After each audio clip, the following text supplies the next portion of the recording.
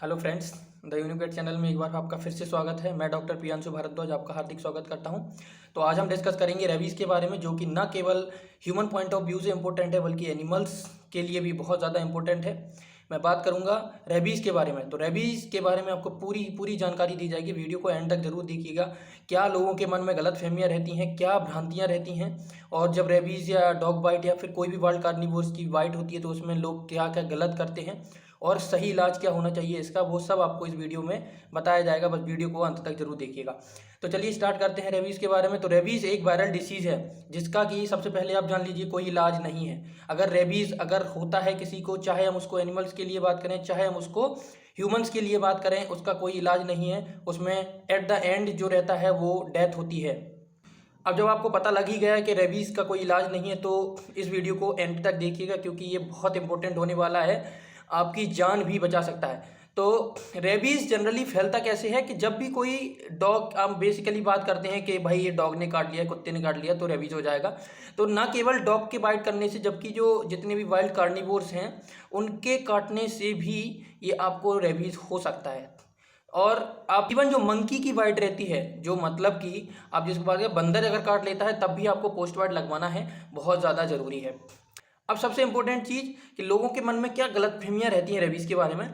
लोगों को लगता है कि अगर कुत्ते का अगर नाखून लग गया है या स्क्रैच हो गया है तो भाई नहीं, आपको डर है, अब इसको रेबीज़ हो सकता है। नहीं भाई, बिल्कुल आपको डरने की ज़रूरत नहीं है, रेबीज़ नहीं होगा आपको।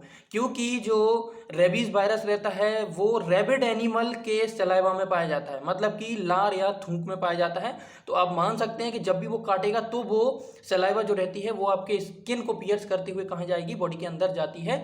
और इसका सीधा रिलेशन रहता है कि अगर जितना आपके ब्रेन के पास काटेगा एनिमल, उतना ज़्यादा आपको खतरा रहता है, उतना जल्दी साइंस आने के चांसेस रहते हैं। जैसे कि अगर आपको अगर पैर में काटा है तो साइंस हो सकता है, मतलब कि जो इसके प्रभाव होते हैं वो आपको लेट देखने को मिल सकते हैं। अगर जितना अगर पास में काटा, गर्दन में काटा है तो जल्दी देखने को मिल सकते हैं। ये केस ह्यूमंस के लिए भी सेम है और बट जो एनिमल्स रहते हैं, जानवर रहते हैं, उनके लिए भी सेम है। तो इसमें क्या करते हैं, जैसे रेबीज़ में क्या होता है कि आपको काट लिया तो गांव वाले क्या करते हैं, हल्दी या फिर जो मिर्ची रहती है उसको पीस कर लगा देते हैं। भाई बहुत गलत तरीका है, इससे आपको न सिर्फ पेन होगा बल्कि ये कोई इलाज नहीं है। अब बहुत से लोग कहेंगे कि भाई मैंने तो ऐसे किया था और ठीक हो गया। भाई वो रैबिट डॉग नहीं होगा। मैंने आपको बोला है रेबीज़ आपको केवल और केवल रैबिट डॉग के बाइट करने से होती है। रैबिट डॉग या फिर रैबिट जो वाइल्ड एनिमल रहेगा उसके काटने से होगी। मतलब क्या है कि एनिमल रैबिट है, उसके अंदर रेबीज़ वायरस है। अब बात को ध्यान से समझिएगा, क्योंकि रेबीज़ वायरस हमेशा नहीं पाया जाता है, लेकिन इसका कोई इलाज नहीं होता है। इसलिए किसी भी एनिमल के काटने पे हम पोस्ट बाइट लगवाते हैं। उसका ये रीज़न है क्योंकि हम अपनी लाइफ से रिस्क नहीं लेंगे, और अगर आपको जानवर आपका बहुत प्यारा है तो भी हम रिस्क नहीं लेंगे। अब बात करते हैं कि इससे कौन कौन अफेक्ट हो सकता है। तो भाई मैंने एनिमल बोला है, एनिमल मतलब कि गाय, भैंस, कुत्ता, बिल्ली, सबसे लेकर के ह्यूमंस तक अफेक्ट होते हैं।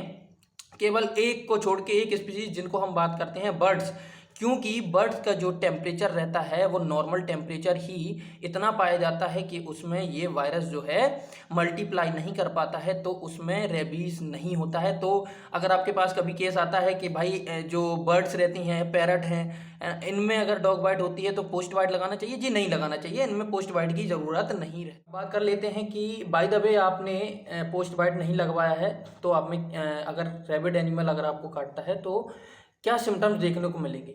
तो आप देख सकते हैं, जैसे कहते हैं लोग कि हाइड्रोफोबिया होता है। भाई हाइड्रोफोबिया होने का रीजन रहता है, मतलब कि पानी से डर लगना। पानी से डर नहीं लगता है उसको, लेकिन उसका जो जॉ रहता है वो पैरालाइज हो जाता है, जिसके कारण वो कोशिश तो करता है, पानी के पास आएगा, पानी को पीने की कोशिश करेगा, लेकिन वो पैरालाइज हो जाता है। मतलब उसके जो जबड़े रहते हैं उनमें लकवा मार जाता है, जिसके चलते वो है पानी नहीं पी पाता है। आप देखेंगे वो पानी के अलावा खाना भी नहीं खाएगा। तो ये एक बहुत ही इंपॉर्टेंट जो साइन रहता है, जो आप देख के बता सकते हो कि एनिमल रैबिड है या नहीं है। दूसरा, बाकी आप हिस्ट्री लोगे कि भाई इसको पोस्ट बाइट हुआ है कि नहीं हुआ है, मतलब कि इसको किसी रैबिड एनिमल ने काटा है या नहीं काटा। और डिटेल में बात करें तो इसके दो फॉर्म पाए जाते हैं। एक फॉर्म में क्या रहेगा कि एनिमल बहुत ज़्यादा डल रहेगा, मतलब कि मतलब खुद से डरा रहेगा, और जैसे ही कोई सामने वाला ऑब्जेक्ट रहेगा उस पर क्या करता है, जैसे अब सबसे इंपॉर्टेंट चीज़ रहती है कि भाई जो रैबिड एनिमल है वो हमेशा चलती हुई चीज़ को बाइट करने की कोशिश करता है। बहुत लोगों में ये दिक्कत रहती है कि बड़े जानवर में जब रेबीज और सर्रा जब होता है तो उसमें डिफरेंशियल डायग्नोसिस नहीं कर पाते हैं। क्यों नहीं कर पाते? क्योंकि एनिमल जो रहता है सर्रा में भी, बड़ा जानवर सर्रा बीमारी जब होती है तो उसमें भी वो अटैक करता है, लेकिन उसमें जो अटैक करेगा वो अटैक करता है वो एक स्टेबल ऑब्जेक्ट पे, मतलब कि ऑब्जेक्ट स्टेबल है, मतलब कि वो मूव नहीं कर रहा है, तो आपको डिफरेंशियल डायग्नोसिस में हेल्प मिलेगी कि वो सर्रा बीमारी है, ये रेबीज नहीं है।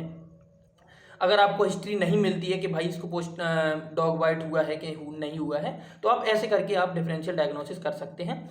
बाकी जो रेबीज रहेगा वो अटैक करेगा किस पे? मूविंग ऑब्जेक्ट्स पे।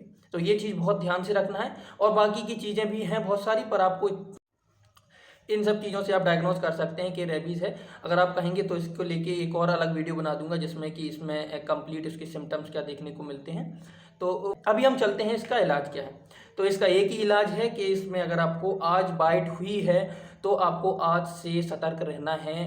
सबसे पहले तो आपको जिस जगह रैबिड एनिमल ने काटा है उस जगह आपको अच्छे से निरमा कह रहा हूँ मैं, निरमा साबुन नहीं, कोई निरमा से वॉश करना है। चूँकि ये जो वायरस रहता है वो निरमा से फ्रेजाइल रहता है। आप उससे वॉश करेंगे, उसके बाद में तुरंत आपको आज से पोस्ट बाइट शेड्यूल चालू करना है। अब ये पोस्ट बाइट शेड्यूल होता क्या है? तो पोस्ट बाइट शेड्यूल कुछ नहीं होता है, एक जो वैक्सीन रहती है जो रेबीज की, अगर आप वैक्सीनेटेड नहीं हैं तो भी आपको लगवाना है, और आप वैक्सीनेटेड हैं तो भी आपको पोस्ट बाइट लगवाना है, क्योंकि हम इससे रिस्क नहीं ले सकते, क्योंकि जान जाने का खतरा रहता है। तो पोस्ट बाइट में क्या करना है हमको? सबसे पहले क्या करते हैं कि हम 0 डे पे, 0 डे मतलब कि जिस दिन काटा उस दिन हम एक इंजेक्शन लगेगा, 1 ml लगता है और इंट्रामस्कुलर लगाया जाता है। ये केस मैं न केवल जानवरों के लिए बल्कि ह्यूमंस के लिए भी बता रहा हूँ।